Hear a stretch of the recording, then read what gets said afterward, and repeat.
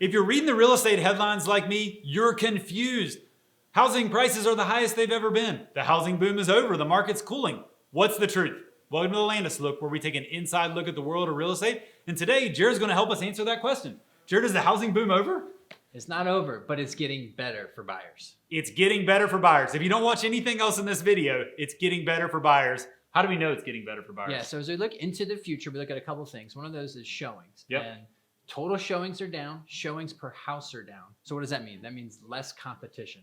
Yep. Now, let's be clear. There's still competition. Good homes are selling quickly, but there's less than there was earlier in the year. How showings are down, but they are not down historically relative to 5 years ago. Yeah, this is all relative. Yeah. Relative to 5 years ago, they're still as high as they've ever been.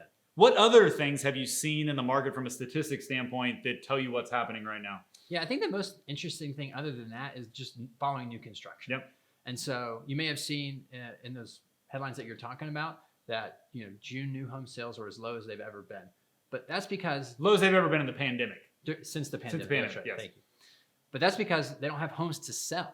Yeah. So 75% of homes that they sold last month haven't even been built yet. So they're writing contracts for 12, 18 months out. So Yeah. that's the problem is a lot of those constrictions with building a house. Yeah, that confuses me with the contracts. I see, or the headlines, man, new construction sales the lowest they've been since the pandemic, but then you hear 75% of their new contracts are for the future. That's because they don't have houses to sell. Absolutely. Also, prices are up, which has hurt affordability. But if the builders had affordable houses available, would people buy them?